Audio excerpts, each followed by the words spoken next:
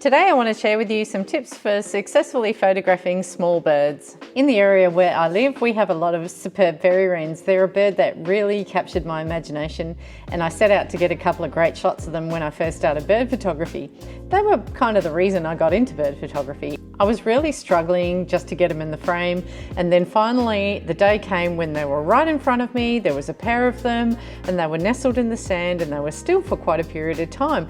And I was so excited. I was firing away. I took a ton of shots, and when I got home, I was unbelievably disappointed because the photos were terrible.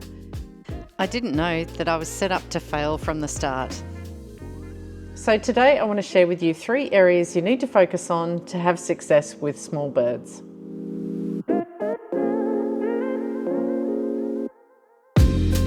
If you're new to the channel, welcome to Flying Parrot Photography. I'm Sonia and this is Morty, and we're here to help you shoot with creative confidence. Even when they're standing in the one spot, many small birds do not stop moving, so our first focus needs to be a nice fast shutter speed. I aim for a minimum of 1/1600th of a second and often shoot as high as 1/4000th of a second if there's enough light. You can shoot at a much lower shutter speed than this, but just keep in mind that may mean that you come home with a lot more soft images. And it might be that one where the tail's fanned out nicely or the bird's doing something that you really wanted to capture nice and sharp. If there's plenty of light, I'd rather overshoot the mark and get that extra special action shot.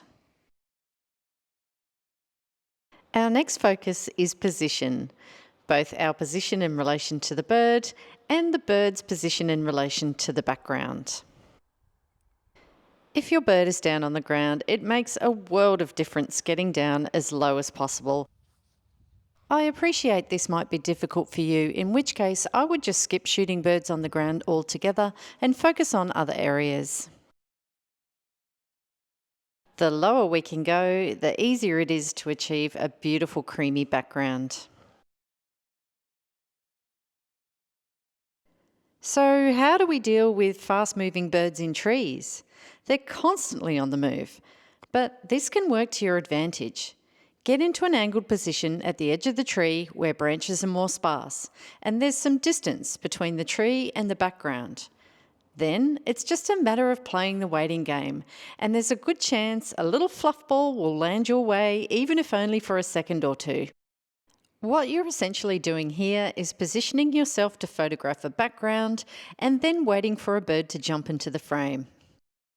Make sure you keep the camera up nice and high to speed up your reflex time. The thing to avoid here is shooting straight into the middle of the tree. It makes for a twiggy nightmare, so do what I do and be a fringe dweller. No, it doesn't work every time, but if you pull it off, you will come home with a great shot.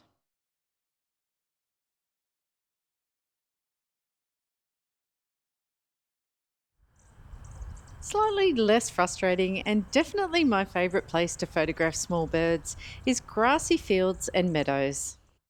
If you struggle to get down low, this is your go-to.